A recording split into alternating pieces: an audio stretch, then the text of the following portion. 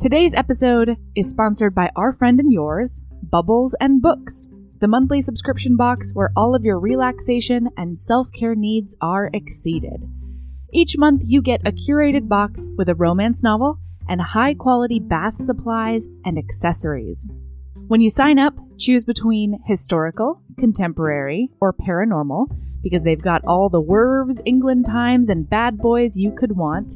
Plus, they now have standard or premium boxes. Use the code HEAVINGBOSOMS10 for 10% off your first month or one-time purchase. It's so much easier to carve out some dedicated you time when the supplies come straight to your door. Hooray!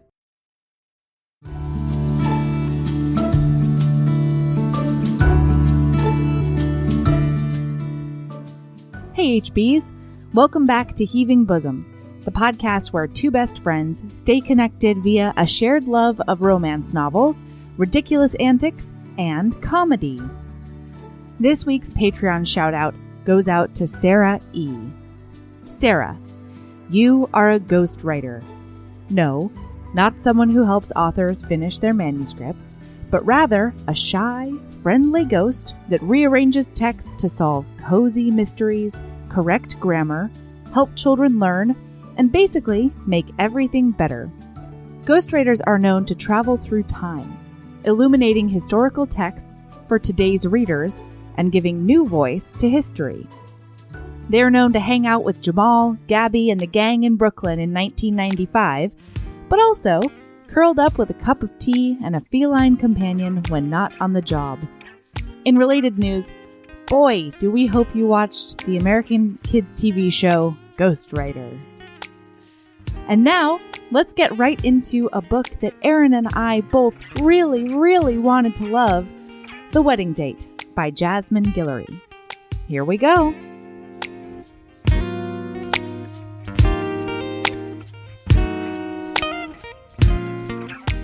Hi, Erin.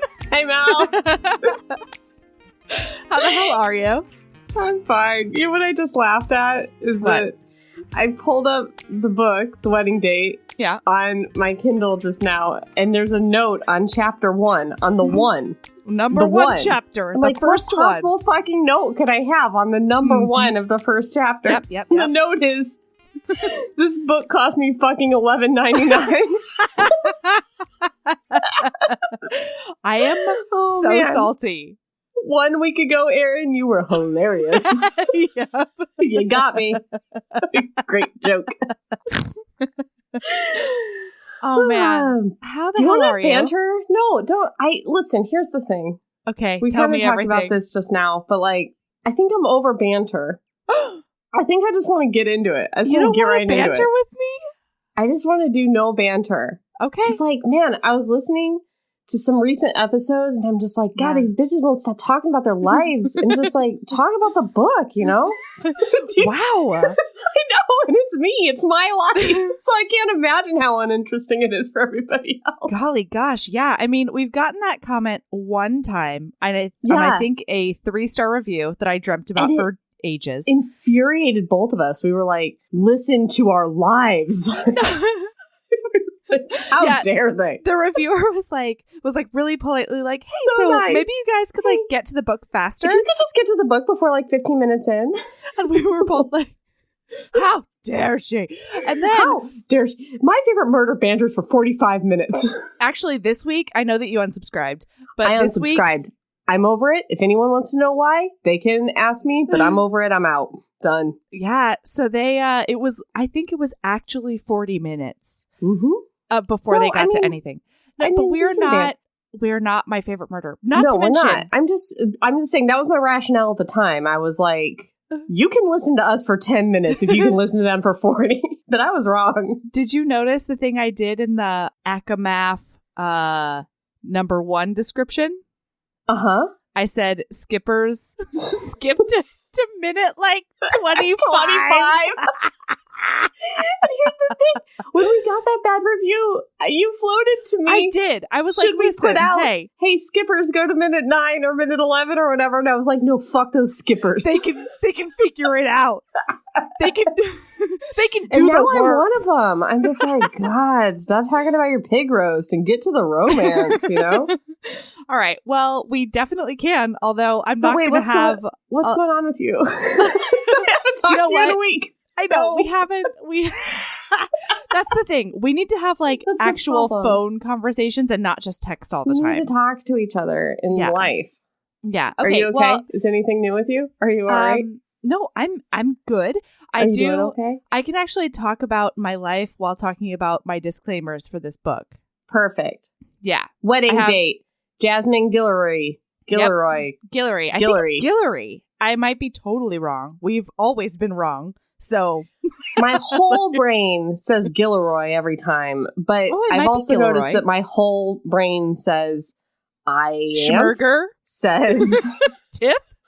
Lucian says, I mean, my whole brain has said a lot of names wrong on this podcast. Have I told you that the first time I read, I just outed myself.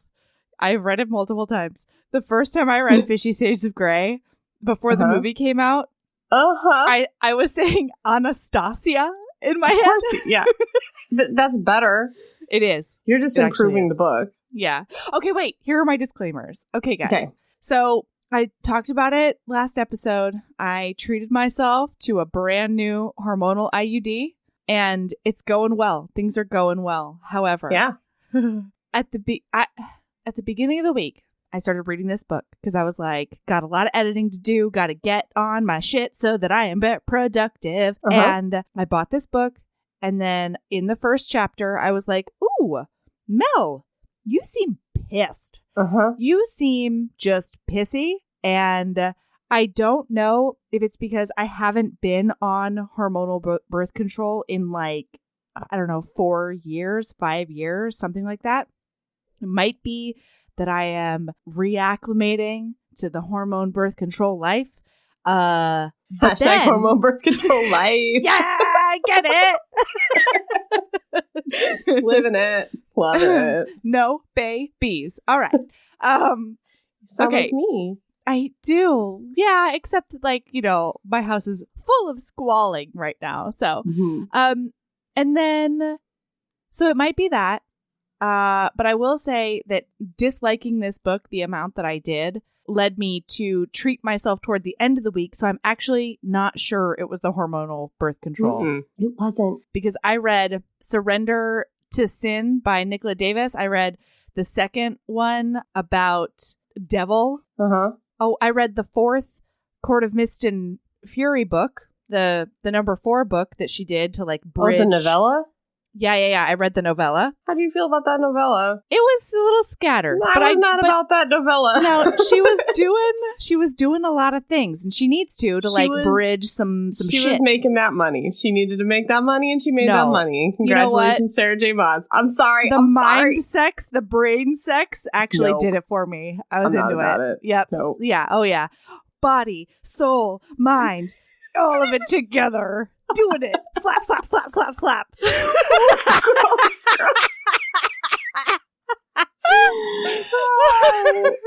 Okay, I need to chill. You should write fan fiction. That was incredible. Slap, slap, slap, slap, slap, slap, slap. Okay.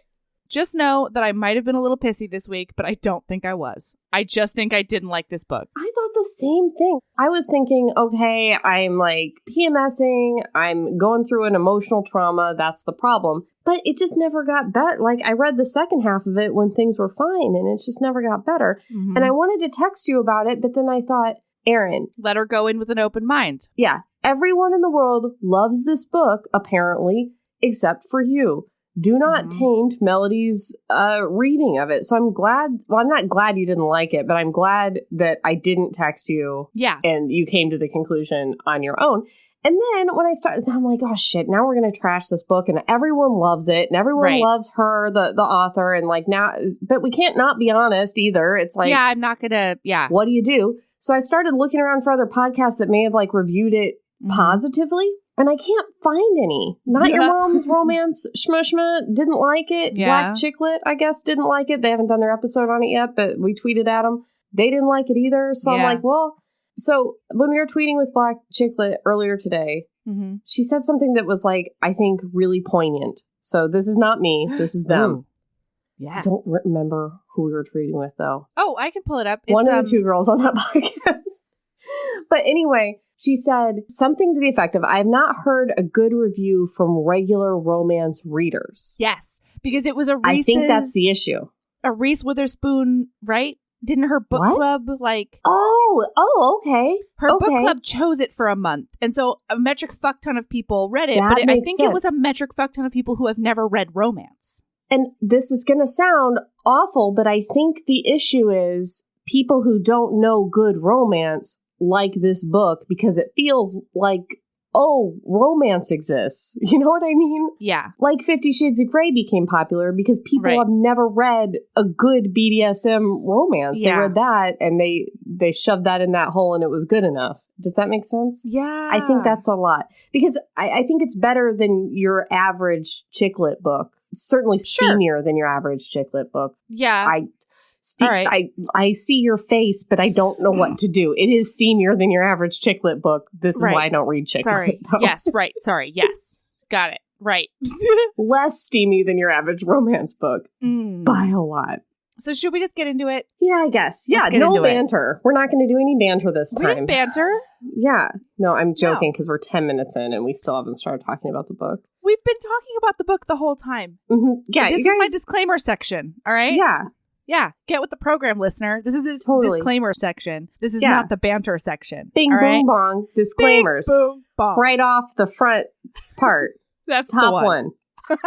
Okay, so we've got Alexa and Drew. Alexa is at a hotel. She's visiting her sister, who is a big-time New York lawyer, and she just made partner. And let me see. Alexa is in this elevator. And she's nervous and she's excited. It's very Bachelor kind of thing. She's nervous and she's excited to go see her sister. Mostly nervous because they have this weird backstory that we don't get. For a long time. For a really long time. And it doesn't super pay off, but cool. Here's the thing. She's in this elevator. She's in the elevator with the dude. In her purse is cheese and crackers because she's going to... And a bottle of champagne. Sure. The elevator gets stuck. Yeah. And that is the quirkiest, funnest thing about this book. I'm sorry. I just don't. I was talking in my romance book club and HB Karen said something like, oh, it was a great premise. They get stuck in an elevator together. And I'm like, that's a great premise if like they just got in a fight and then got stuck into an elevator together. Or like she was going down from floor 3 and he pressed 2 and she was like, oh, really? And then they get stuck in an elevator. You know, like those kinds of things. But just that they're stuck in an elevator together for like less than 15 minutes is not interesting. It's the same as being seated next to each other at a schmurschmer or I don't know. It's just it's 15 minutes of forced proximity. That's all it is. Yeah, and neither of them is even like claustrophobic or anything. No, there's like nothing. It's a nothing. He likes cheese and crackers and he asks if he can share some. And that is the meet cute pretty much. Yeah. Let me read you the first lines of dialogue here that I was just like, oh no. Oh, wait. This is a bad book. Yeah, What's fair. Up? But wait, maybe the meet cute is that Alexa is blind. And we don't get, and then the plot line drops. There's no description of him. Because she does walk in, right? So there's no description of him. Also, other than like she gets a peek of his abs and she rikes it. I mean, kind of. I think she's like, he's hair and smile, but it's nothing like interesting. Like I was just like, he's just a dude. Yeah, totally. And when she gets on the elevator, she's so nervous and excited. She doesn't see another living human on this thing that's like 15 square feet. Right. So coming off of what you just said, she looked up and around and jumped to see a man with a suitcase in the opposite corner of the elevator. Were you here this whole time? She asked. What am I, a genie? He grinned back at her. That is the first dialogue in this book, and it is. Let's break it down here because it's real weird. who says anything like, what am I, a genie? Also, do genies appear? Like, no, you have to like, rub a ghost. You have to like, actively rub a lamp. Genies are not known for like appearing out of nowhere. That's not maybe a real wizard. Yeah, and like, who pulls? What a weird poll, genies. Like, and then that never comes back. Like, that would have been funny if she was like, "What the fuck are you talking about, genies? They don't appear. Like, you're a weirdo." Like, that would have been nope. She's just like, and she says, "I guess you don't really look like a genie." What? What does that mean? Well, because they're blue. Yeah, that makes no sense. I don't get it. I guess she has a description of him that he's a tall white guy with tan skin and dark brown hair. But it just, the description to me was he's just like, a white guy. He's just a dude. He's just like a white dude. And actually, I don't even know how tall he is. And I don't know how tall she is in comparison to him. I get to that later because he does a lot of public collarbone kissing.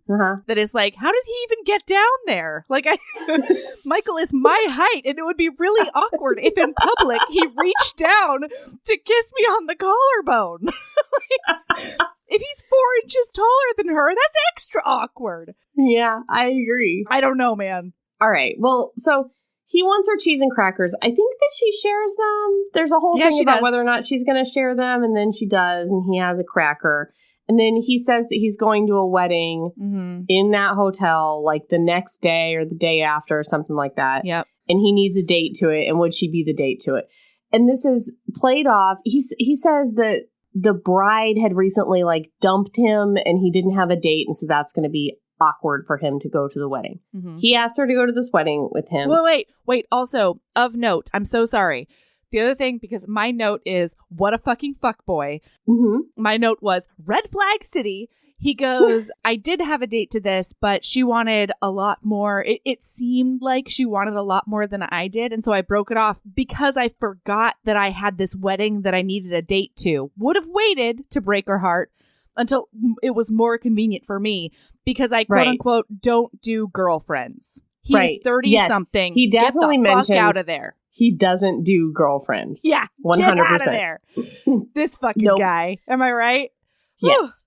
What was weird to me through the whole thingamajig, and by thingamajig I mean book novel. Sure. Was how they kept being like, this is so weird that I'm going to this wedding with you and I just met you in the elevator. And they have to make like a cover story for it and stuff. And I don't understand how it's that weird. It's like you meet people and then you ask them on to dates. On a date, yeah. And, you know, maybe it's weird, a little weird that date is a wedding. Sure. But I don't think that's so, like, they act like it's the most spontaneous thing anyone's ever done in the history of time. They're like, we met in an elevator and now I'm going to a wedding with him, the guy in the elevator. It's the whole book, and it's very weird. And the idea that they make this cover story so that people will believe the relationship when he doesn't do girlfriends, has like never had a girlfriend, and then he introduces her at the wedding as his girlfriend. That just brings attention to it. If he introduced her as the wedding of like, here's some rando I met a couple weeks ago, we fucking, everybody would be like, yeah, that's right. Ah, Drew, finger guns. Like, just like Drew. Old Drew. Old so-and-so. Like, so this whole farce they do is really weird. Yeah. Okay. So on like a reader level, it always felt like they had the same tone.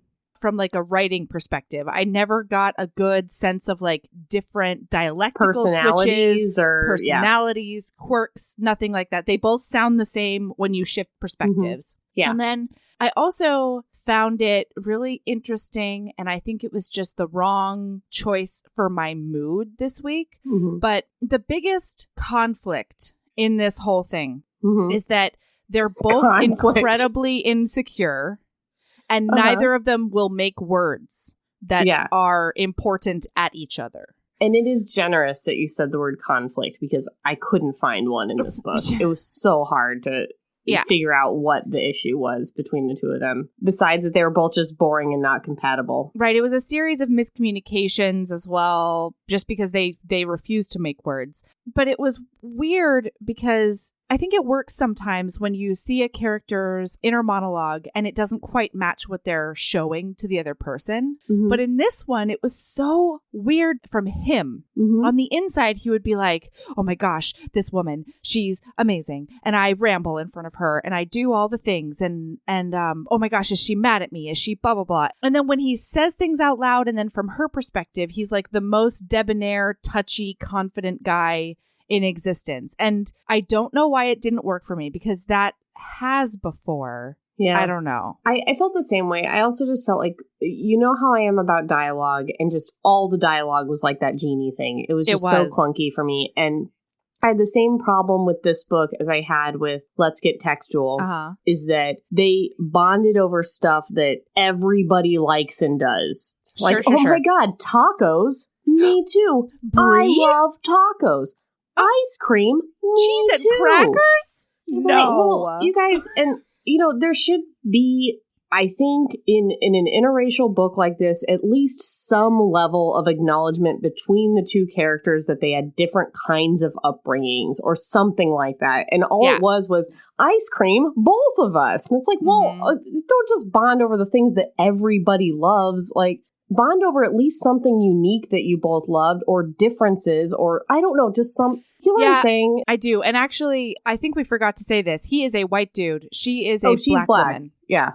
Yeah, and she's like a curvy black lady. And he's an absy white man with a huge dick. So big. And girthy, I'm sure. Actually, I don't even know that it's girthy. I also don't know that it's big. I've never seen it, and that's one of the problems in this book. We never talk about it. We never fucking talk about the dick. Fade to black.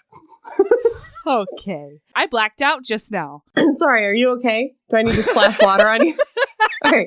Yeah, we need to move on the plot. We're just talking about the book in general. Yeah, that's rude. Okay. Yeah. Oh, wait. Okay. He does one thing that is like a through joke, at least for the first third of the book, and then I think it gets totally dropped. Is that she's like, oh, good. I'm glad that you're not going to the wedding with a date, because that would be like bringing a sandwich to a buffet. Mm-hmm. And he's like, I need you to be my sandwich. And then he calls her his sandwich for a lot of this. Yeah. Yeah. Okay. So she goes to her sister's room, and it is a completely wasted chapter, other than we find out. Actually, it is a really good example of history being like an undercurrent in conversation. Nothing they say is bad, but you can feel like the slights that they're accidentally making toward each other. Anyway, it doesn't matter though. They eat cheese and crackers. When they're saying goodbye to each other outside the elevator, he's supposed to be this playboy, and he's like, "That's the best I've ever done in an elevator," and I'm like, that's the best you've ever done in an elevator?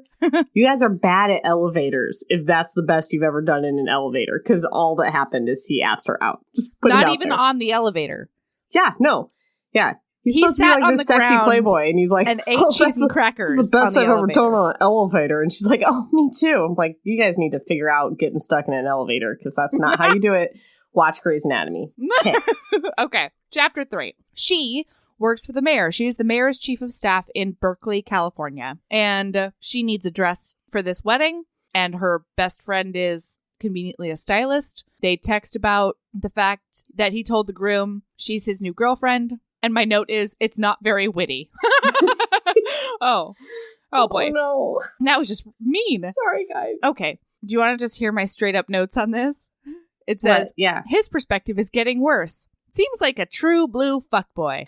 Led her to believe he was wronged in the breakup, but apparently he broke her heart and then was salty when she moved on. Go fuck yourself. That's my note. Are we too where he like meets up with his friend Carlos yet? No. We're still with her styling. Okay. Yeah, her friend helps her pick out a dress for the wedding. Like nothing happens. It's like she meets her friend and is like, I met a guy in an elevator. How spontaneous. And that's it. Right. A little backstory. She's trying to get this arts program off the ground with the mayor. She wants to create a diversion program for first-time offenders who are teenaged in the area, so that they can like maybe get back on the right track instead of immediately going into the penal system. So that's really cool. And that is a thing that happens throughout the book, is like her journey getting this going, but it's not romantic. Chapter 4.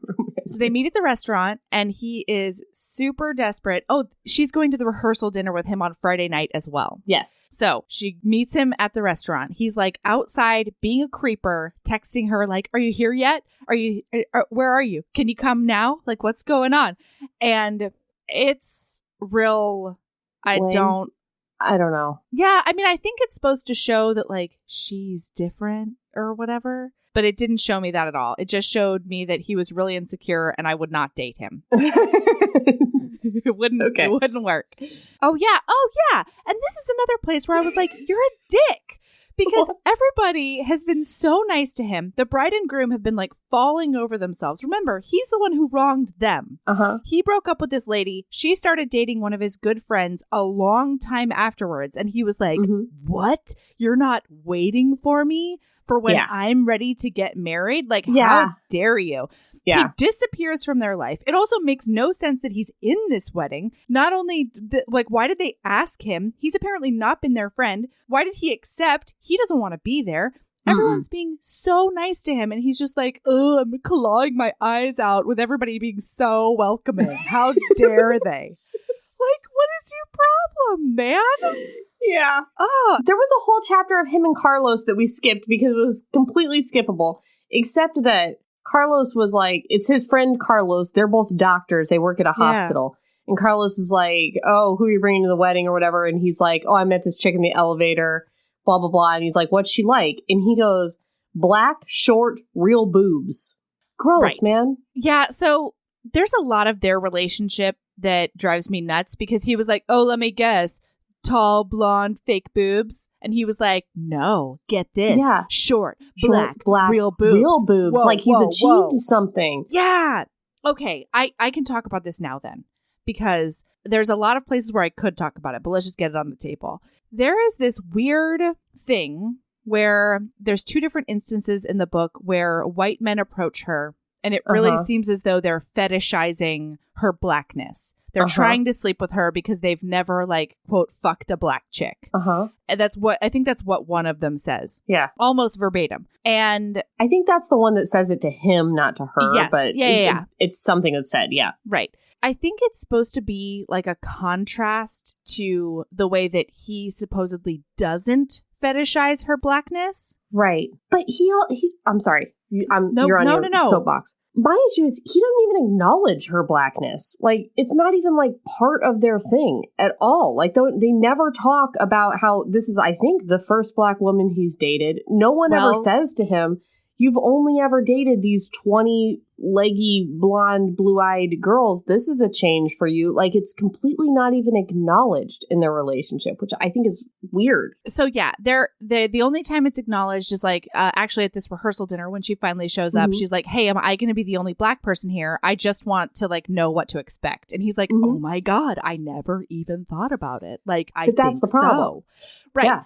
I mean, and that's a different sort of problem, right? But here's where I got really uncomfortable. And I don't know if I'm being like racial or racist, but there were a lot of moments where it does seem, it's never said, but it does seem like she's the first black woman he's ever dated.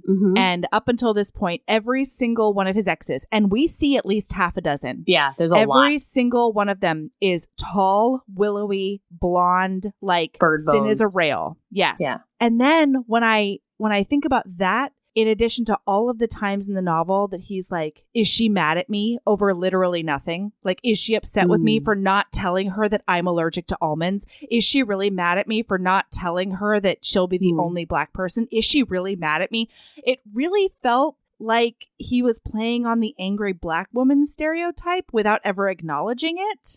And I don't know if I'm reading way too much into it, but it made me super uncomfortable. I never even noticed that. The thing that got me was always thinking she was livid with him. And she's like, nah, man, we're that's cool. True. Like, I just never thought of it with that lens at all. I don't know. That may be totally valid. I just didn't see it. What I kept seeing over and over was it seemed like everyone else was, those guys that were kind of fetishizing her and stuff. But it was never between the two of them even mentioned as an issue. I mean, she was like, am I going to be the only black person at this rehearsal dinner? But she never said, am I the first Black woman you've ever dated? Because I've noticed this parade of blonde women behind you. I don't even know from her narrative if he's the first white man she's ever dated, or if she likes white guys, or I have no idea. Between them, it's never even acknowledged. Like, I didn't need it to be an issue between them, but I needed them to acknowledge something. I mean, I don't know. It's interesting because I'm trying to think about the other novels I've read. Like Talia Hibbert's A Girl Like Her. Mm-hmm. That is a Black woman, white man.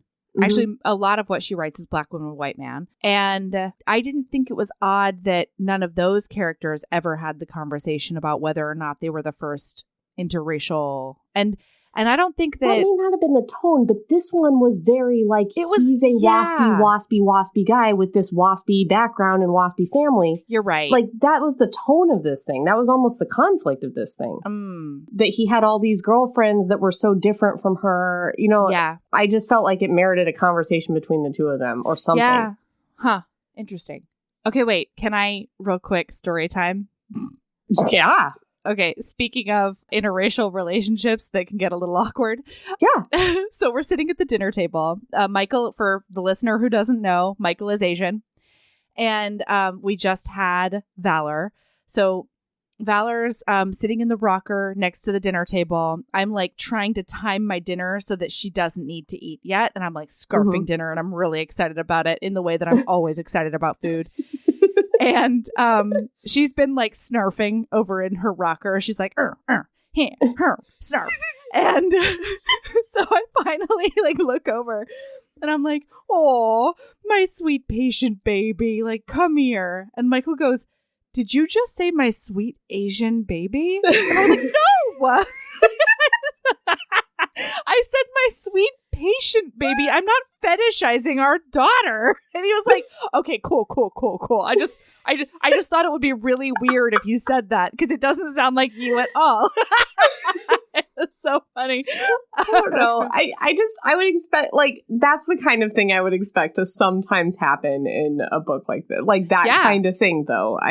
Maybe it's because it's just not funny or witty otherwise either. And actually, we just had a weird conversation because, I come up with nicknames constantly. Like, it's always a revolving door of nicknames for my children. Children don't know what name that they have. That's not true. They work it out eventually. But I use like monster, I use wombat, I use, a bunch of things that aren't necessarily like cutesy with my kids. Mm-hmm. And we actually just had a sort of serious conversation because I was getting her ready for something and I was like, oh, I brought the mongrel and whatever. And I used the word mongrel. No. And so I didn't know. And so Michael, he like very quietly comes over and he's like, hey, Mel, would you mind don't call our daughter a mongrel anymore? And I was like, oh, okay. Why though? And he was like, you didn't know that's like a term that people use for dogs that are like mutts that's like bad. And I was like, no. Oh my God. I've been calling our daughter a racist nickname for interracial children. I had no idea. I was using it like monster and everything else. And he was like, oh, okay, cool. Well, now you know. And I was like, it was horrifying. Anyway, so yeah, the weird things happen sometimes in interracial relationships that you got to talk about. Okay, so sorry, we got way off track. No, I think we're on track, but yeah, that was a problem I had throughout. Yeah. One thing I thought was, even though it was insecure, I thought it was kind of cute when he was like, I don't understand why all of her sentences in her text end with periods. I don't understand why she's not like 4 exclamation pointing me. That's what all women do. She's like, see you there, period. Can't wait, period. And he's like, I don't know what that means.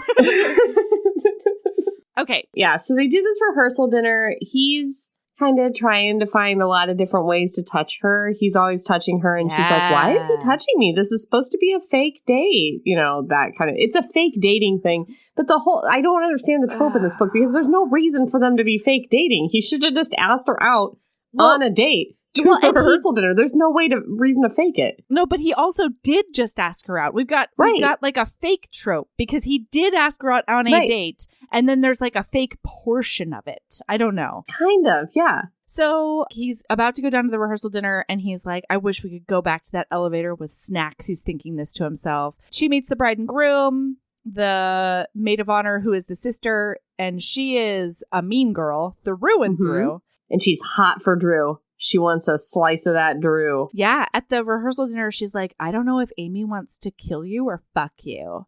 And he's like, I didn't even think about that. I thought it was just kill. I don't know. Amy wants to fuck him. 100%. Yeah, pretty hardcore. He's impressed by how polished and well-spoken she is, which is a lot.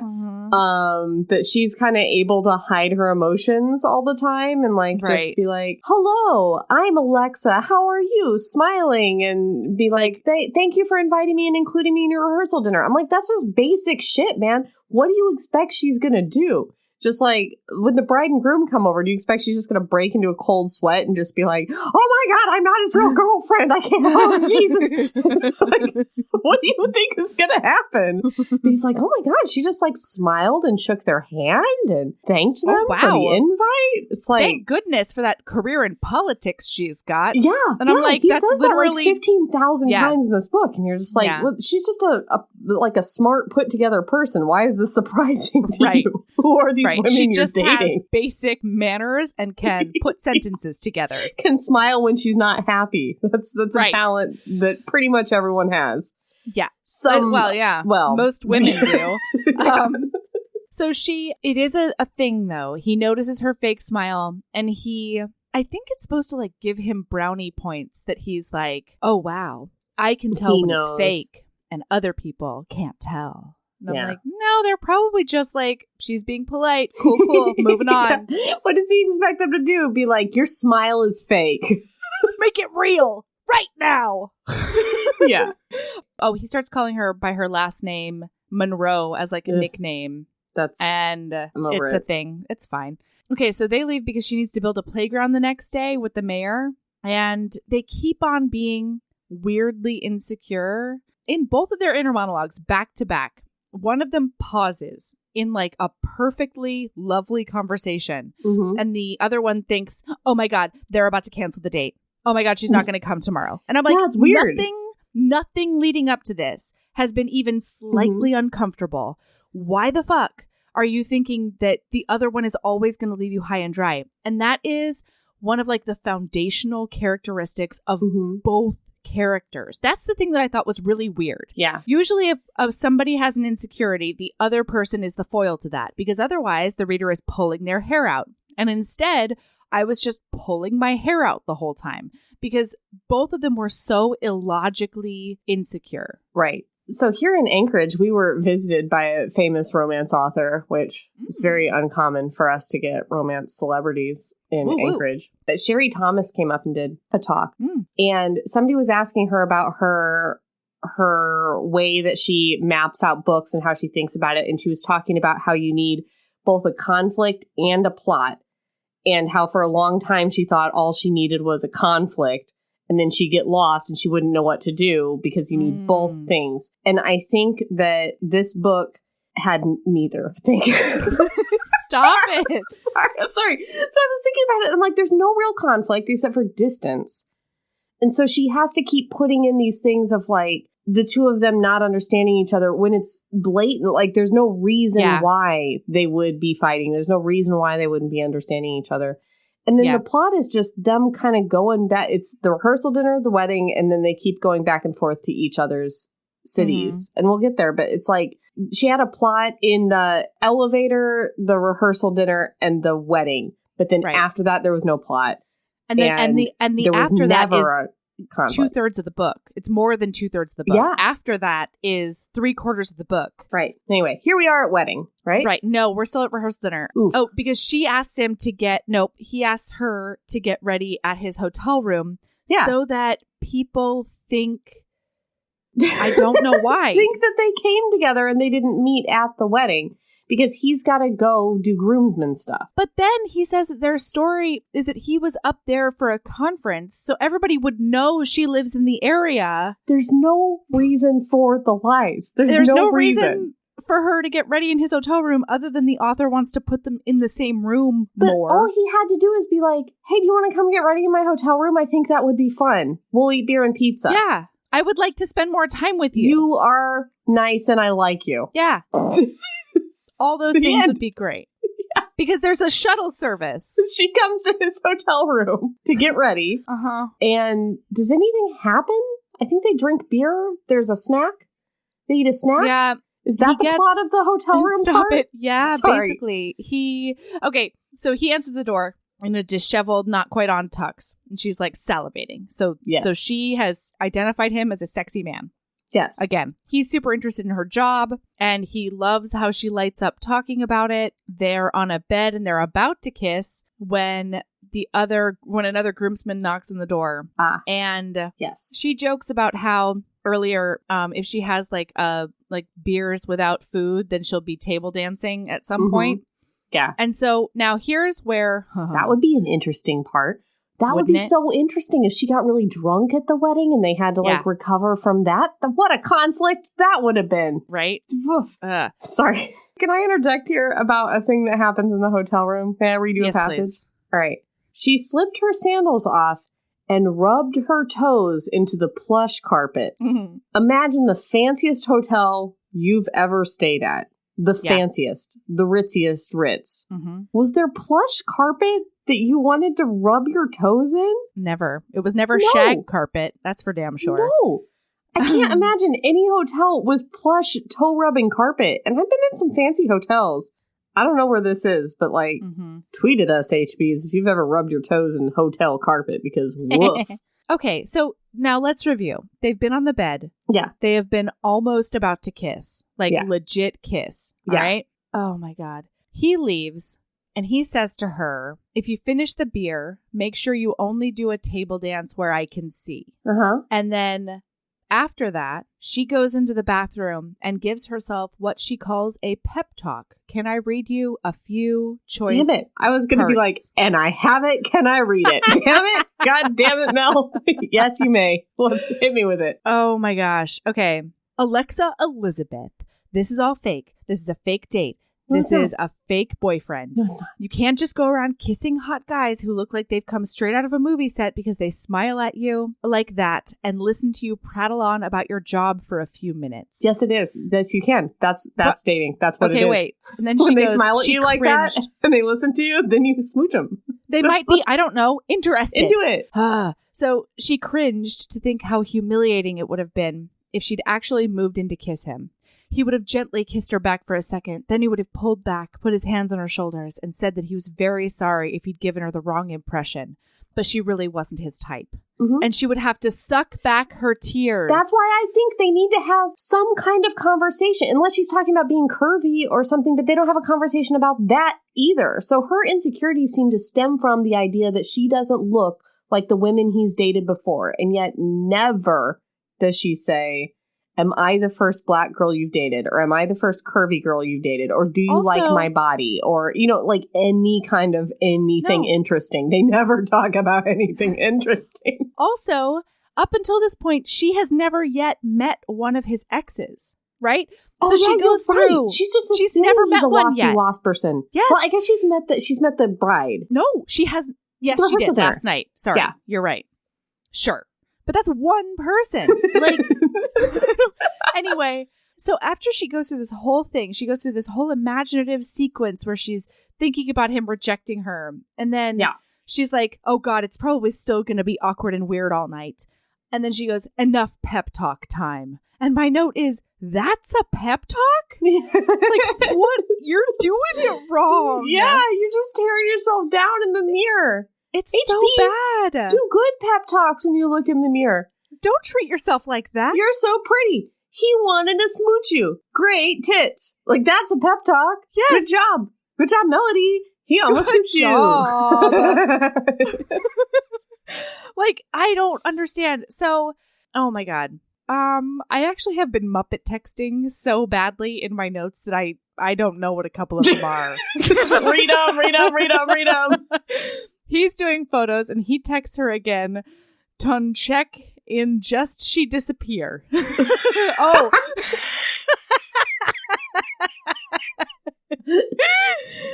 Oh boy. He when he's doing pictures, he's having the same situation that she had in the mirror in the bathroom. He's like, oh my God, I almost kissed her and that probably freaked her the fuck out and she probably went home. It's like, why would she go home? Yes. Like, that makes no sense. You guys almost kissed. The sexual tension is at an all-time high. You guys can't wait to see each other. Yeah, why are you guys fucking it up? Yeah. Why are you fucking it up? Already. Like, fuck it up later, you know? Like, I can't deal with it. It's so much angst for no reason. So, anyway, they're like, quit texting your girlfriend, and he almost says she's not my girlfriend, but then catches himself. And then she shows up in her va-va-voom red dress, and he's like, oh, this one's mine.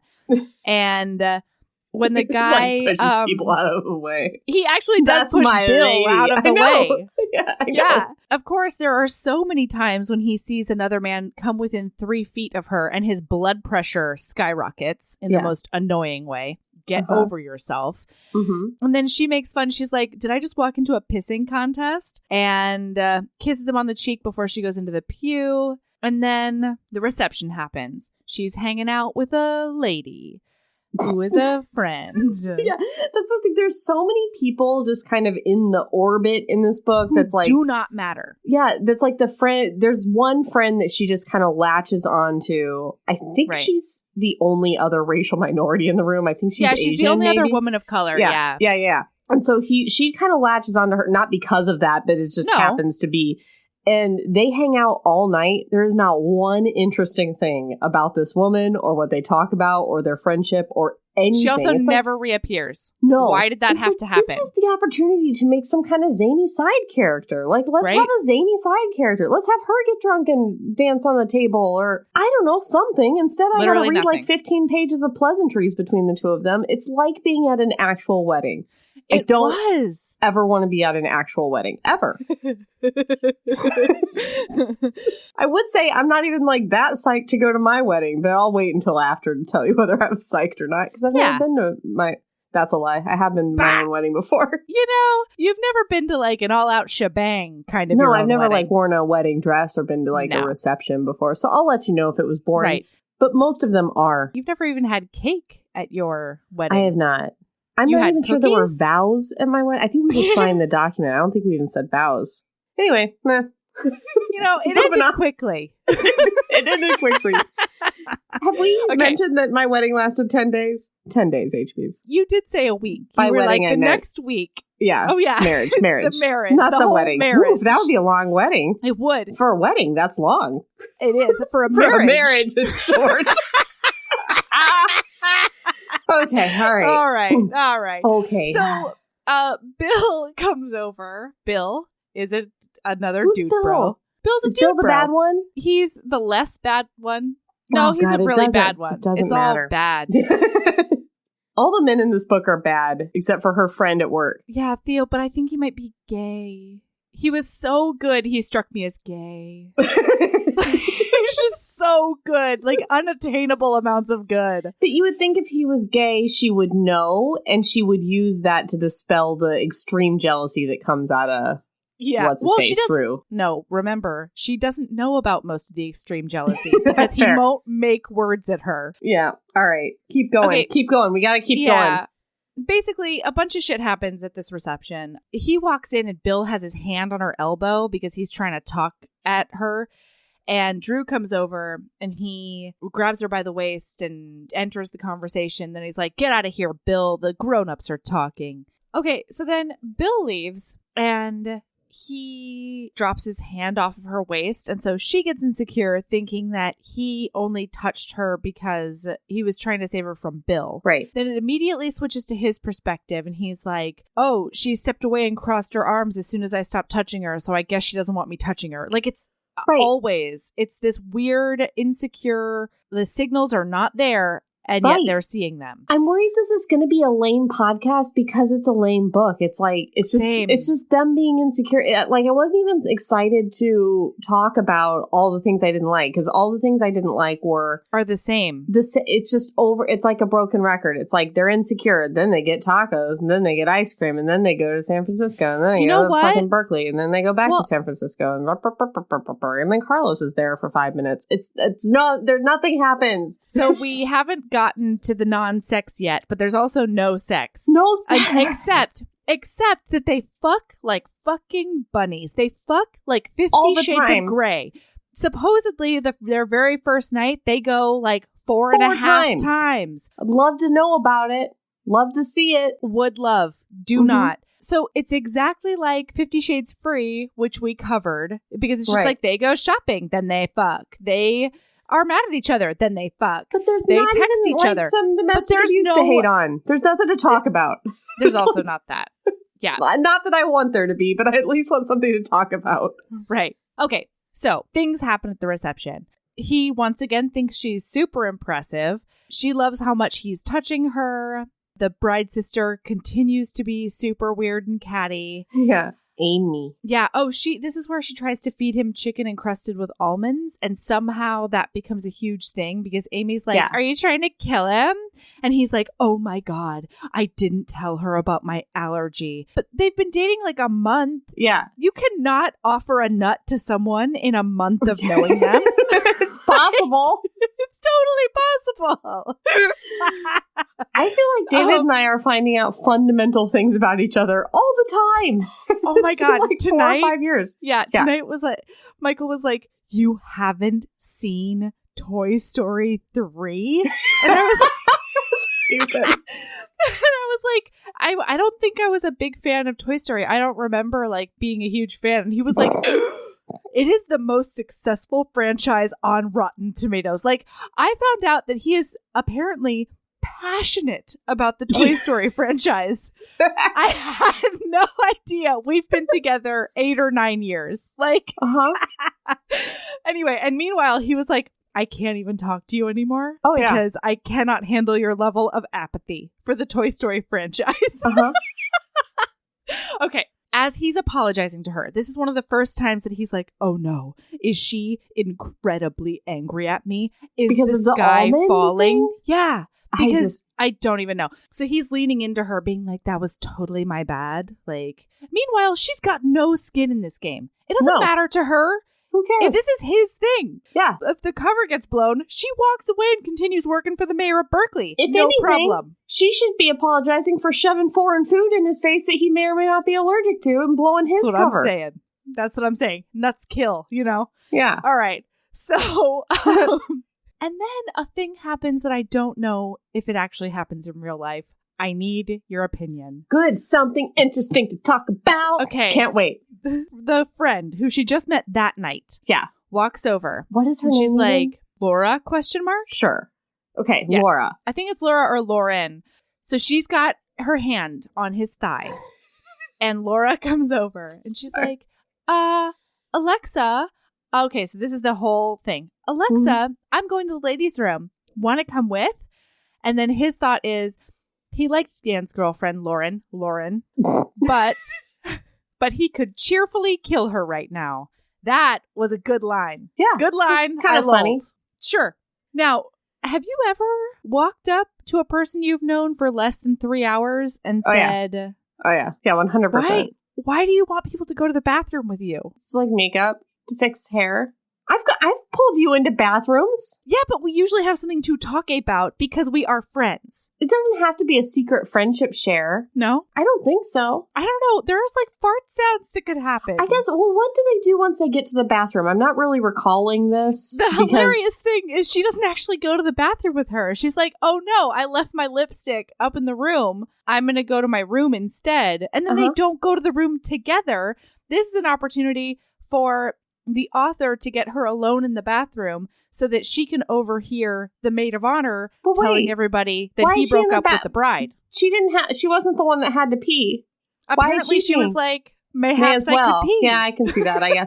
But like, okay, the only time I would invite a stranger into the bathroom with me, who I just met that night, and was hitting it off with hardcore, I'm just like, she's my bestie now, is A, if we had secrets to talk about, if I needed to shit talk an adjacent person with the new friend. Right. That's how bonding happens. That is how bonding happens. Yeah. Or, like, I wanted beauty tips. You know, it's like, I'm going to go to the bathroom and fix my schmurgers. Oh, yeah? Yeah. I need to go to the bathroom and redo my hairstyle. Do you want to come and also redo your hairstyle? Isn't your hairstyle done by then? Like, what do you need tips I'm not. You've I guess already I'm just saying, chosen your color of lipstick. I don't want to pee with a stranger.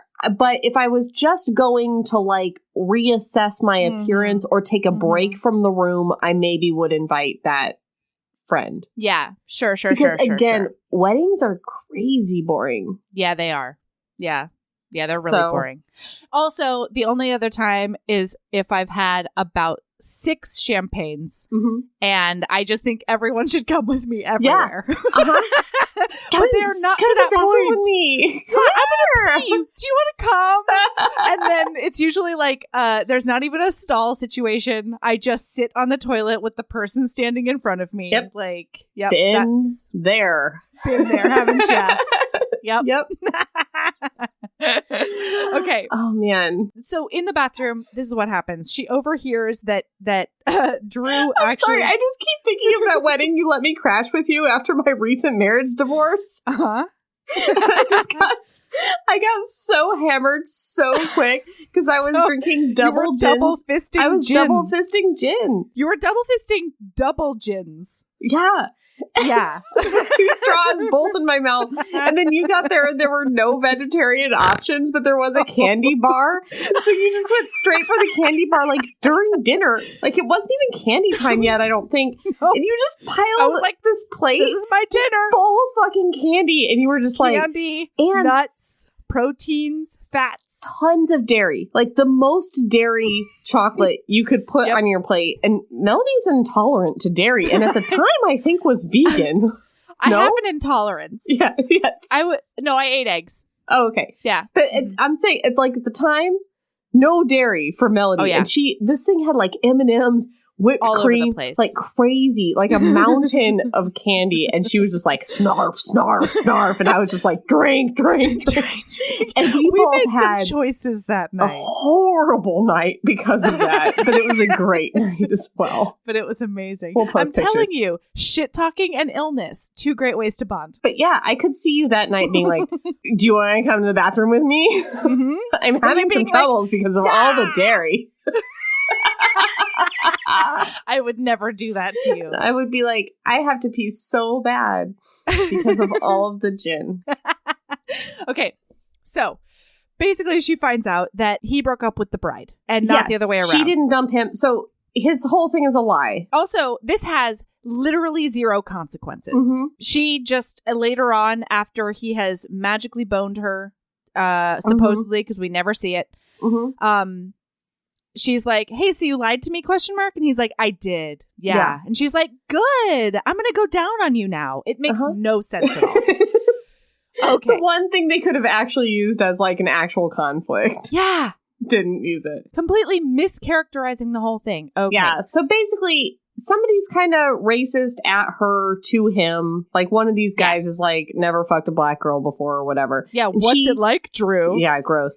And really she gross. finds out, like, he, like, maybe tries to keep her away from him or something like that. And she's like, oh, did he say something racist? And he's like, yeah. And they kind of have a little moment, which is kind of nice. And then they go upstairs. And then he's like, hey, I don't want this to be a fake date. Do you want to go upstairs and snarf? That's not what happens.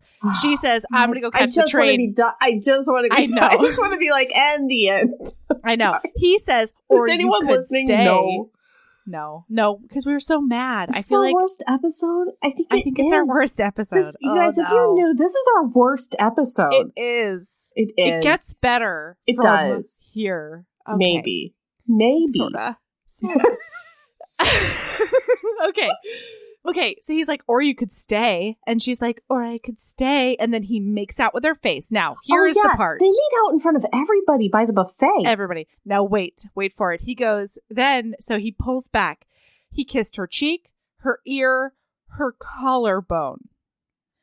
This is where, in the middle of a wedding ballroom. She's short. Short, black, real boobs. Yes, that is his description of her. Yes. Short, black, real boobs. He is tall. I know he's tall, brown hair, white. Those are the three descriptions we get of him. White, but tan. Tan white. Athletic. Yeah. He's a tan white. Abs. So, yep. So he stoops down to kiss her collarbone. like his ass has got to be out, or he's squatting. Ooh, is he squatting? Like a sumo squat? Yeah, he's sumo squatting to kiss her collarbone. Maybe. And then he comes all the way back up to continue kissing the tip of her nose and stuff in a ballroom. Tip of nose kissing is just the fucking worst. Stop I hate it. Don't do it. I hate it. No. I hate it. It's very infantilizing. Yes. I don't like it. No one has ever kissed the tip of my nose, and if somebody did, I would... They're going to get a punch to the nose is what they're going to get. I would schmurger at them all day. Oh, boy, I'll treat you like a misbehaving puppy. Bop. Bop. Right on the snoot. That's the one. Okay. So then Amy comes over again. She's always... So this episode is a fucking wash anyway. You know what Rooster's been doing lately? What? She was real tired one day. She just wouldn't wake up. And I was like, I think Rooster might be sick. She's very lethargic today. And David's like... I'm sorry, today? Yeah, but more so than usual. And I was a little worried about her, that she was dead. I kept going over there and poking her to make sure she was alive. David was like, oh, she was up all night. And I thought he was serious. And so I was like, oh, she was up all night? Is she okay? Is she having issues or something? And he's like, no, she was up all night watching that new reality show, Snoot Boopers. What do you mean? He's like, yeah, it's like a hidden camera show. They follow around bad dogs who need their snoots booped. It's kind of like Cheaters, but it's for dogs, so it's called Snoot Boopers. And she was up all night watching. Anyway, Snoot Boopers is all she talks about. And so now it's oh God, did you guys see the Snoot Boopers? It was this dog, and she was doing this, 2-timing this dog. Anyway, that's what I thought of. Snoot Boopers. You just need to boop them right on the snoot. If they smooch you on the nose, boop them. That's right. That is how you handle that. Okay. Oh, God. 1 hour and 18 minutes. I know. And we're only at chapter 7. But nothing happens this is after not a this, you two-parter. guys. He goes to wherever they have sex. All right, let's do this real quick. Real fucking quick. They have sex 4 times. Wait. No, don't. Sorry. You're right. You are correct. Now I want to know what you were going to say. I don't want to be an asshole. Amy slips him her room key, and she says the most horrifying thing. That never comes back. I only want to say it because the presentation is horrifying, and I don't think a person would actually say it out loud. Here's the rule for the rest of the podcast. If it's funny, we can talk about it. Not book over. Glossing over it. Okay. She goes, I put my room key in your pocket, Amy whispered in his ear, in case you want to escape that date of yours and compare sisters later. I can promise I'll beat out Molly. I've always been the wild one. Can you imagine comparing sexual prowess with your sister? Oh. I mean, you have a much younger sister, so I'm not saying you, Melody. No, just generally. I don't care if she's 50 years older than me. Yeah. No. I don't want anybody. About whether you are better in bed than your sister. No, that's a no. Can we... Ew. Only on Brilliant Prime is that... That's right. # cousin stuff. Yeah. Is that okay? Okay. All right. Okay. Now, here is what happens. So, next morning. I have some funny things. No. I have some funny things in the sex. This is going to be a 3-hour podcast in a book where nothing happens at all. Listen, we talked about a lot of funny shit today. All right. Okay. So they go back up to the room. As soon as the door closes, he pushes her against the wall, and then they make out. It was hot. It was good. I liked it. Yeah, the make out was good. He asks what she wants. Uh-huh. Okay. It says, kiss me. She didn't specify exactly where she wanted him to kiss her. Oh my God, Drew. but she hadn't seemed to mind the place he chose. And then it fades to black. Tell us, my brain is where? like, where? Was it her neck? Was it her navel? Uh-huh. Does he have a foot worship fetish that we're never going to know about? He does massage her feet later. I don't want to use my imagination. It goes all over the place. I will never know. So he puts her, okay, and then after like the kiss on the nose, Snoot then boop. like they tickle each other in bed. Yeah. Which is, I think in another book I would like it because it's playful. In this book I did not like it. Tickling because hard I limit. Don't like them. Hard limit tickling. Masquerade mask, the first food in the time sheets. you have sex with someone, you're gonna tickle them. I make weird. My chins are gonna be in places that I don't want them to be. I just don't like being tickled. No one does. It's painful. It's awful. It is. It's painful and it's a little cruel a lot of times. Like you need. That is something you need to talk about. All I'm it's saying. a fetish for a reason because it's painful. It is. A lot of times, yeah.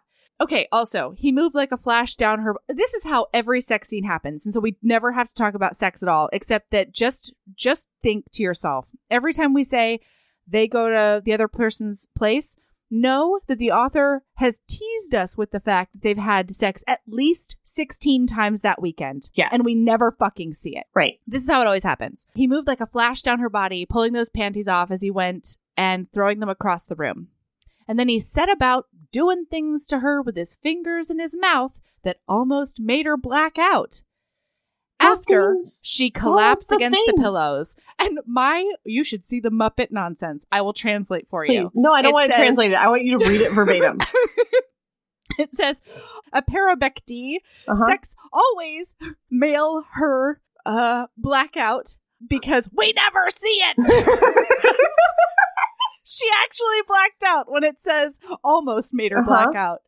Oh, and then in the next chapter, they wake up and the wording is so weird before this blowjob that it almost makes it seem like she coerces herself into giving him a BJ. Yeah, I will read it for you. Don't worry. It was weird. Yeah.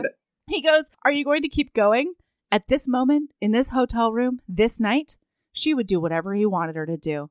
She slid down his body to where she knew he wanted her to go. I really like the way you do that, he said afterward, once he got his breath back. So she's like, usually, I never, ever, I hate dicks in my mouth. What? Wait. I think this time I should defsies go down. Like, it's so weird. I think I missed the part where she said she didn't like giving blowjobs usually. No, she didn't. That's just what the way that thing was worded. It made me think like this is such a weird occurrence for her, and like she had to talk herself into it. That, again, I might be being way too picky, but that's what it made my brain do. Oh, also, he changes his flight to 8 p.m. the next day without telling her. And then in the bed that morning, she sighed and moved beneath him while he was on the phone ordering breakfast. Right. She loves coffee, you guys. They really bond over it. Loves it. Loves coffee. It's such a weird thing, right? Yeah. If they hadn't just had sex, he'd be grabbing a condom just from watching her do that. Do what? We have no idea what she's doing. It is never described. It just says she sighed and moved beneath him. And then he's apparently watching her do something, but we have no idea what it is. Yeah. Okay, so that's how the sex always is. Every time. That day, they hang out all day, they walk around, they go to Central Park, they snuggle in the park. Tacos and ice cream. They get ice cream, they get tacos. He keeps moving his flight back because he likes her so much. Then she flies back to Berkeley. He flies back to San Francisco where he lives. And No. They're in San Francisco. She drives home. Whatever. He goes back to LA. I thought they were both in New York for some reason. It doesn't matter. It doesn't matter. They go home. They live distance. Right. Then they think about it for days. There are chapters that don't matter at all where they talk to friends about each other. Oh my God. Friends that don't matter. The friends that are wasted side characters that could have had personalities and like fun stuff, but don't. All we know about Carlos is that he takes a lot of verbal abuse from Drew for no fucking reason. And he likes basketball. Well, if you guys want to go on a ride, Carlos. The Goodreads notes that the Black Chicklet podcast took on the proposal is a hilarious wild ride. And the proposal is Carlos, and Carlos is an asshole. And so is the girl he falls in love with. And I have no idea. Those two deserve each other. It is the worst. I'm into it. I've just read the highlights, though. Okay. So one of them, I think him, texts her and is like, hey, crazy idea. I'm thinking about you a lot. No, he doesn't say that, but he is. Would you want to come to where I live in San Francisco for the weekend? I'll pay for the flight. And she's like, oh my God, this is so crazy. And it's like, you guys don't even live that far apart from each other. No. But whatever. It's a 1 hour plane ride. Yeah. So she's like, oh my God, what is so crazy? And then she goes to where he lives, and then he can't. Is this the one where he can't pick her up? Yeah, Carlos. He sends Carlos, and that's supposed to be some kind of like dramatic conflict that she's picked up by Carlos instead of him. And it's mostly because she is like, oh, he drives a sports car. He must be an LA dick. And she gets there and she's surprised that he's a person. Like that's literally the conflict. Is he in LA? I don't remember. I don't care where he lives. Okay, so then... No, you don't. I don't. I'm sorry. I really super don't. So then she goes back to the house and like her and Carlos pick up tacos. She likes spicy tacos too. And then they go to the house and then her and Carlos eat the tacos. They eat them. Oh my gosh. And then he comes home and he's like... And he's like, what the fuck is my best friend doing here? Yeah. No, he's so mad about it. What the fuck is Carlos still doing here? He was supposed to drop her off and leave so that I can immediately drop Trow when I get home. And instead, he has to sit and talk. Anyway, he like gets Carlos to leave and then they bone on the couch. What you don't know that you just... Here's the thing. Right. Romance novels that don't show the sex, I end up noticing the exposition a lot more. Right. And I get really upset because instead of showing us the good sex, she'll say, they've had so much hot, amazing sex. And then I'm just angry because I didn't get to see the hot, amazing sex. Okay. So she's always thinking about how much she enjoys the way he touches her. That's like the note that's always there. Right. And then she thinks to herself, he's probably always like this with women. And she knows it's not real. But damn, did it feel good. And then the times he touched her in other ways, holy shit, were those amazing. I don't know. I don't know. Lady. Like, I don't fucking know. And I don't remember what they do that weekend. Oh, I know. They wake up and have sex, and then they have waffles. Oh, yeah, and waffles. And they think, oh, God, they're both hungry in the morning for breakfast. God, they're made for each other. And they have the waffles. She does visit his patient. Oh, who... Bing, boong, bong. Don't bring your fucking girlfriends to meet your patients. Oh, my God. There is some confidentiality issues. I realize it's a little bit different, but not really. If I brought a guy I'd been dating for 2 weeks to a client meeting and I was like, hey, man, I know you're about to talk about the crimes you did or did not do and the like very serious thing happening in your life right now that you're accused of a crime.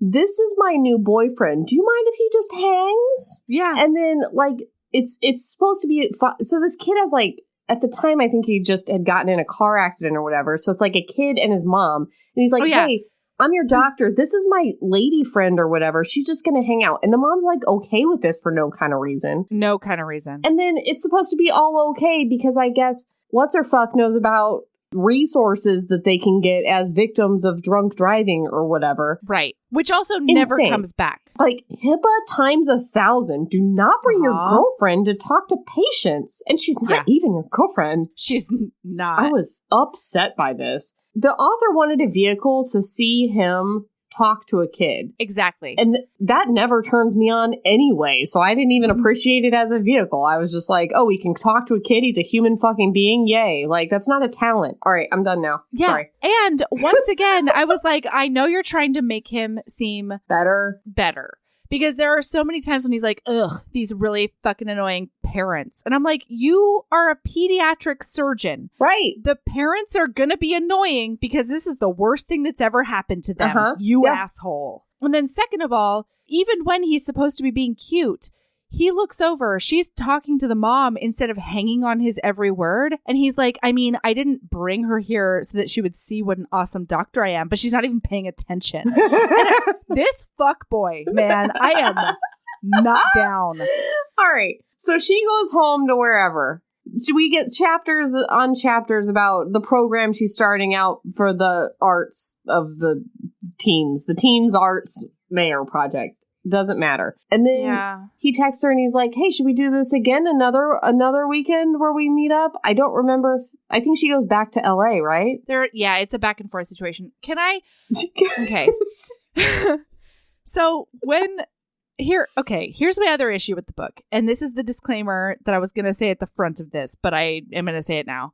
If you have like body issues, I would suggest not reading this book because I am currently 2 months postpartum, not super happy with my second go around postpartum body. And this made me okay. I had no body issues with this book. I'm so psyched to hear what this is. I didn't even. Okay, so I'm just going to read a passage. I was herbs and hard when there was no conflict at all. Yeah, you were. And no sex. I'm like tacos, tacos, tacos. Waffle, waffle. HIPAA violation.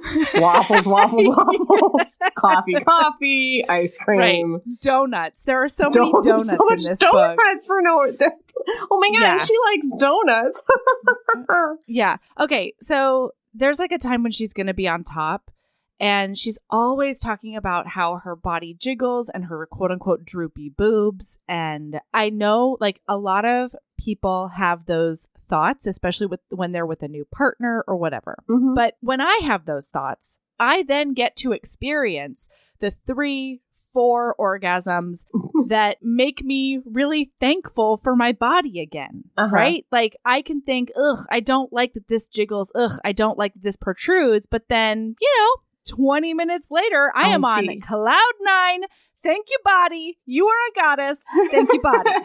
So it's a function of not seeing the sex is your issue. Because she was constantly getting in my head about my body through her body, and then I never got the payoff to sort of band-aid that. I mean, she says he likes her body. She says he is worshiping her body. But we also don't get see any it like on the page. Dirty talk. Yeah. We don't get him being like, I love this thing about you, or I mean, he says generally he likes how she looks and stuff. Yeah. And she looks good in the dress and, all that kind of thing. But I get what you're saying. There's no specifics like. And there's also like, it feels like anytime we see a sex scene, and it's just like the beginning of the sex scene, she's talking about how much she either dislikes her body or how much she feels weird. She feels comfortable with him because she dislikes her body so much. And at that point, I want to be like, you have apparently had sex like 187 times in the 3 weekends you've been together. Yeah. He likes your body. Yeah. Get over yourself. Walk around naked. Like, he obviously likes it. He is paying for your flight down here to bone you constantly. Yeah. I don't know. So it's a bunch of stuff going on right now. So it's back and forth. Yeah. And nothing happens. And at some point she tells him that about her program with the mayor, there's some prickliness there where he kind of like he asks some questions about the program that kind of rub her the wrong way.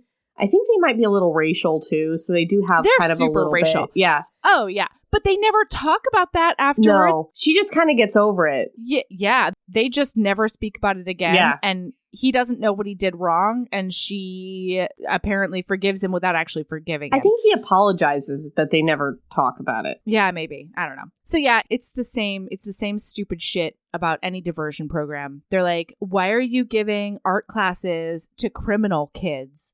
Aren't you just rewarding them for bad behavior? And it's just so ignorant. So, she gets real mad about that. And, but they go to dim sum. So then it's fine. And then they nap, guys. And, so should we just skip to the 4th of July big fight party? Oh, sorry. Yeah, let's do that. But also she talks about open-eyed kissing, which hard limit. I'm going to say it right now. Get out of here with your open-eyed kissing. No, don't do it. Okay. That was Wow. So, but just know that we're skipping hundreds of pages when we say we're going to skip to this 4th of July party. There is so much.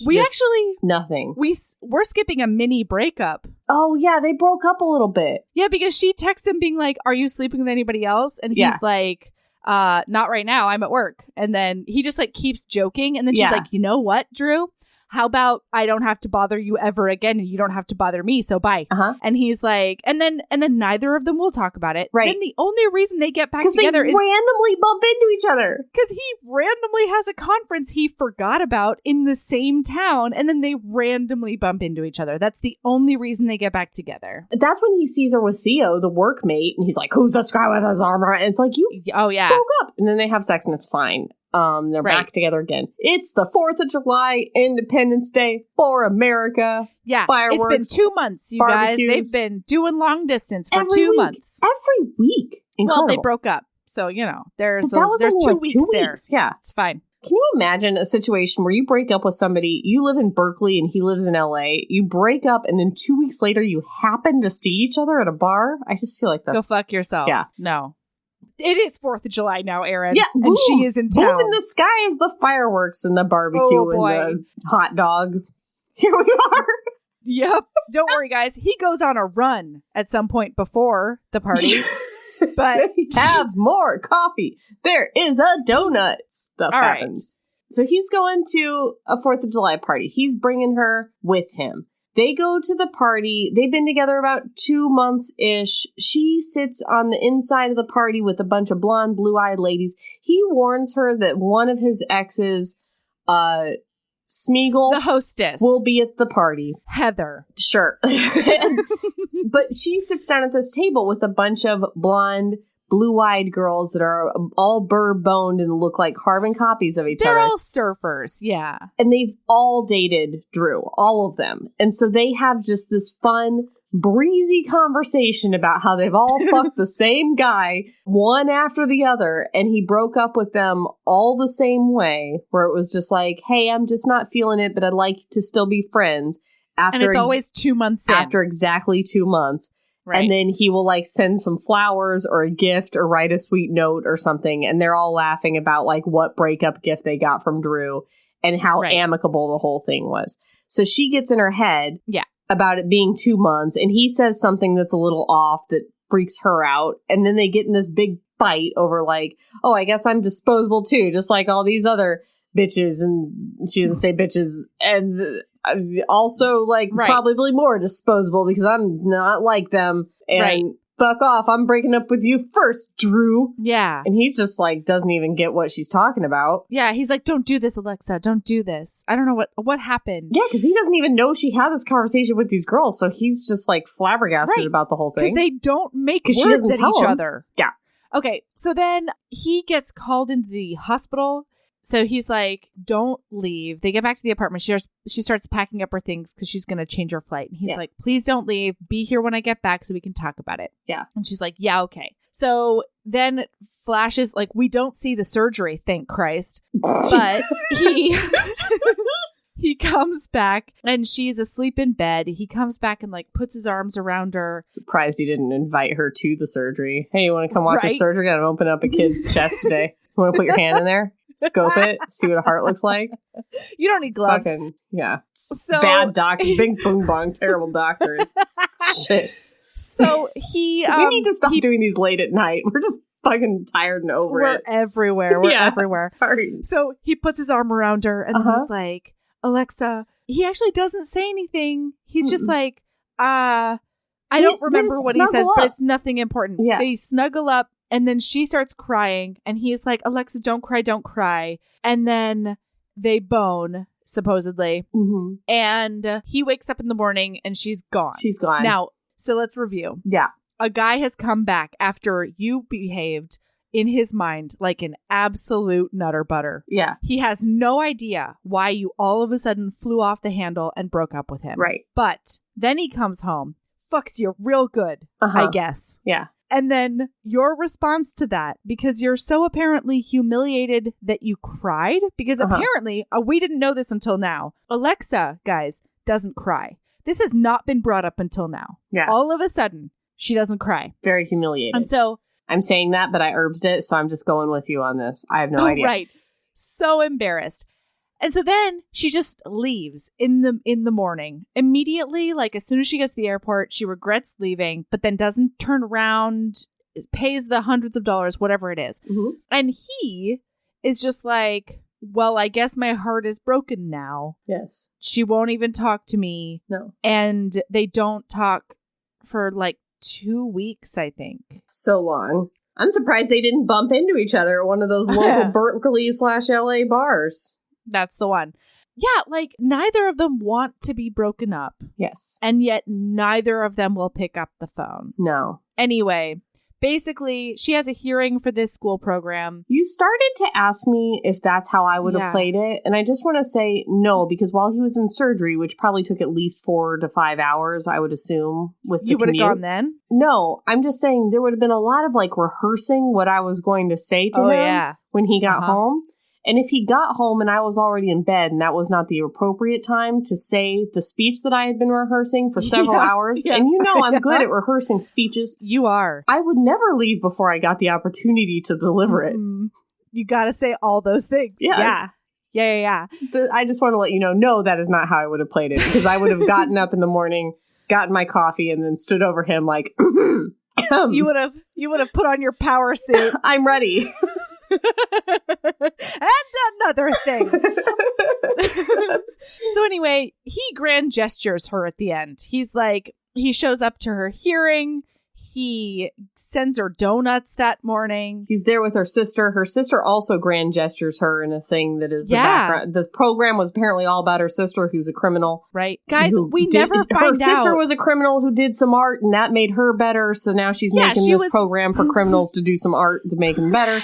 And so she did basically she did the program for the sister. The sister shows up and does a testimony at the program, which is also crazy because Alexa never even fucking tells her sister about the program because she's so humiliated because, I don't know, she was mean to her after she stole computers from a high school.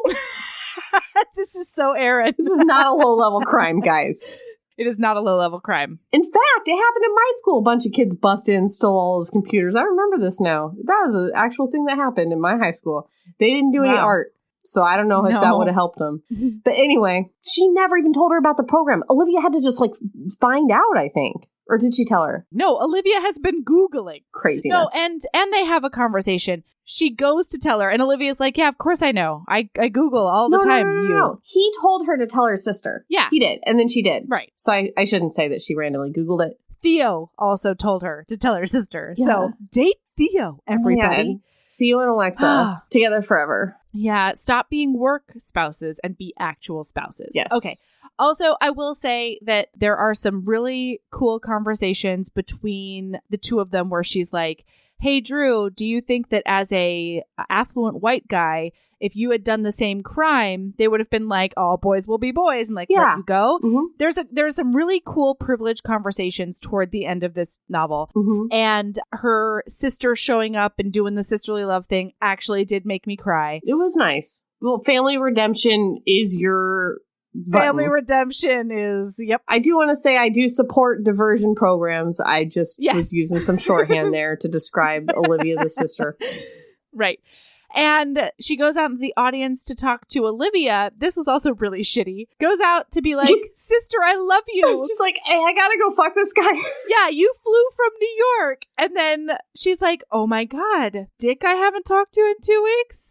Hello. Bye-bye, sister. Like, shuffle off the buffalo to the bar. The other thing is, like, she's supposed to have, like, a party with her work job friends about successfully successing the program. Right. And she was totally going to drop everything. Also, what a joke that this went from her pitching this to the mayor to a hearing on it and everyone deciding to do this program in 2 flat months. Let's talk about that. I know. Because that wouldn't happen That's an 18-month thing.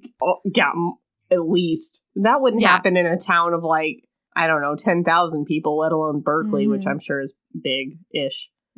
It's bigger. It's probably small, but it's probably one of those places that has a pretty low population for a city that you've heard of. But still, it's a big place. Bigger. Sure. So, Anyway, and then the epilogue is he proposes to her in the elevator. He rents the elevator and fills it with flowers and proposes to her in it. And that is the end of this book.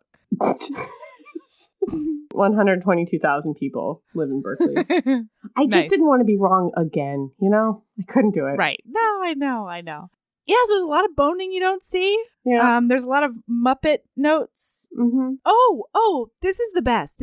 I'm sorry, I have to go back. She and Theo are talking because this whole time, Drew has been like, hey, why don't you tell your sister about your program?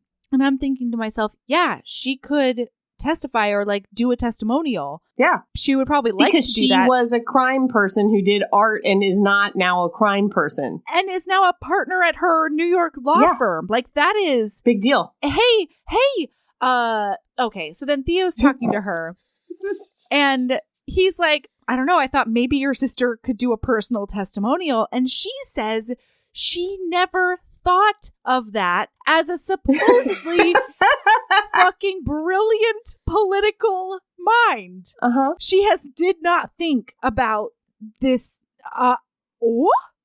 Anyway, also, I was muppeting so hard that it says political. Political? Mm-hmm. Political mind hasn't thinked enough that. Yep, that was good. Okay, Erin, do you have a lady love? Oh, man, it's been a rough, long week. Let me think here. I do. I treated myself this week. I was like, I'm hating the thing I'm reading. Mm-hmm. I'm going to treat myself to a thing I think I will like reading.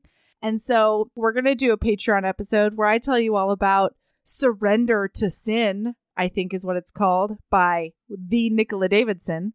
Yeah, it's called Surrender to Sin by Nicola Davidson. It is the first book in her Fallen series, and then the second book is also really good. So my lady love is when you're hating something that you're reading, if you can, DNF it.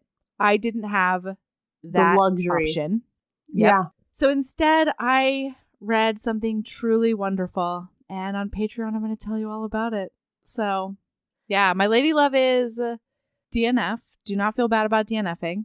And also, if you want to listen to me recap Surrender to Sin, which is England Times, Pleasure Club, lots of toys, and Widow finding her sexual energy. Yeah. We're going to be there. Okay. There you go. All right. What's your lady love? Oh, man. There's this new show. I haven't seen it. My roommate Rooster has told me about it several times. But it's just like, there's a lot of television out there right now that can really be weighing you down. This week, I watched R. Kelly documentary. It's now R. Kelly is all I think about. All I can think about is busting up in that R. Kelly house and getting out those girls. That's all I think about anymore. Oh, boy. I've watched a lot of Escaping Polygamy show. Uh-oh. And all I can think about is busting up in those Kingston polygamers. Nope. Getting all those girls out. From the polygamers. Yeah. If you want to watch something that's just a trashy reality television show and you're a dog. Yeah. Because it's not available for humans. No. But Snoot Boopers really sounds like a riot and a half.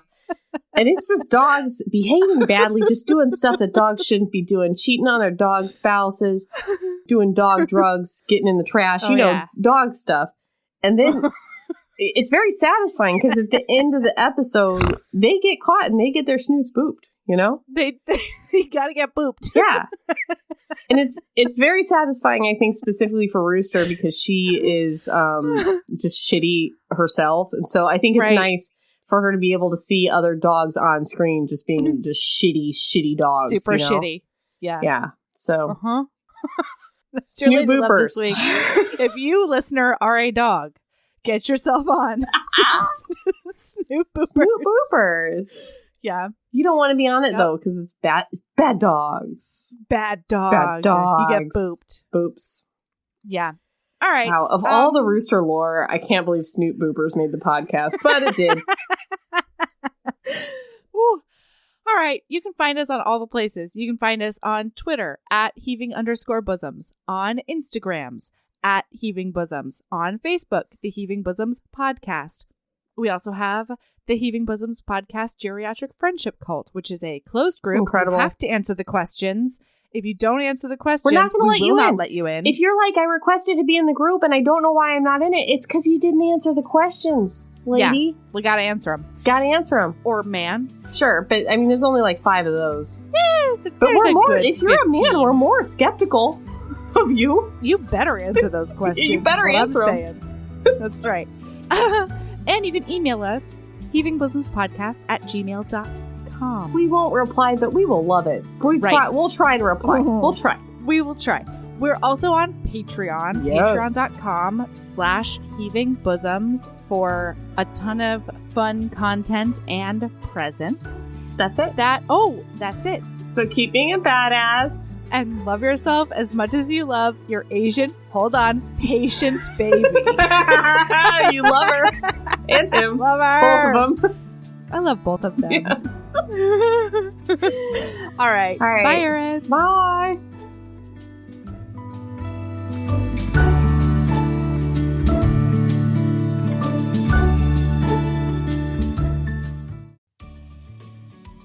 Hey, you. Yes, listener, you. Are you loving the show? If so, please leave a rating and review in your podcast app. The 90 seconds you take to say something nice not only helps new people find the show, but it makes me super smile over at HBHQ. Also, I've had a few people ask, and the answer is yes. We are still doing the 5-star bribe. If you leave us a review with 5 stars, then we'll do whatever book you want. We're real deep into the list, though, so it might be a while. Lilas! Okay, back to the show.